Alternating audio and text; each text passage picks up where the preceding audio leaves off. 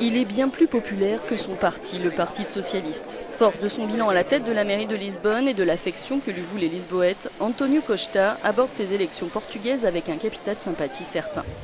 Affable et jovial, le contact avec la foule, il le cherche, le cultive.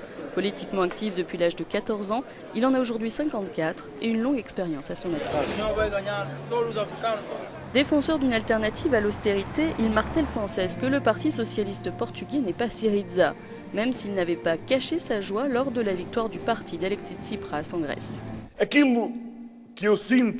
Ce que je ressens dans tout le pays, ce que j'entends tous les jours dans les rues, et j'en suis sûr, ce que vous entendez aussi tous les jours dans la rue.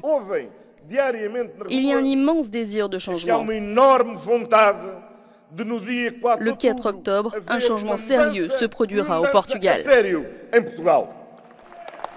Il se veut à l'écoute des attentes des Portugais, multiplie les promesses pour alléger leur quotidien, mais des promesses soigneusement chiffrées.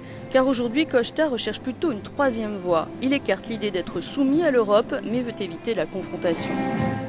C'est en 2007 que ce descendant d'une grande famille d'intellectuels de Goa, ancien comptoir colonial portugais en Inde, est élu la première fois à la mairie de Lisbonne. Il y restera jusqu'en 2015, plusieurs fois réélu, chaque fois avec un score meilleur. Avocat de formation, auparavant, il avait été ministre de l'Intérieur et numéro 2 du gouvernement de José Socrates.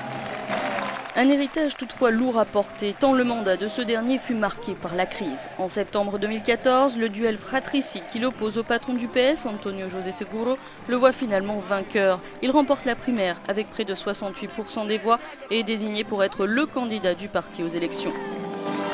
Costa avait même reçu le soutien de l'ancien Premier ministre Socrates. Mais 2 jours avant son intronisation fin novembre, celui-ci est arrêté et mis en examen pour corruption et blanchiment d'argent. Un choc pour les socialistes, mais Costa ne perd pas son sang-froid, prend ses distances et affronte son rival de droite, la tête haute dans les débats. Vous vouliez la Troïka au Portugal. En fait, j'ai même une déclaration de vous datant de 2011 où vous dites avec une grande satisfaction que la Troïka est là et à notre demande. Reste à savoir si l'ensemble des électeurs portugais va suivre la grande majorité des Lisboètes et porter au pouvoir cet homme de compromis au caractère parfois volcanique.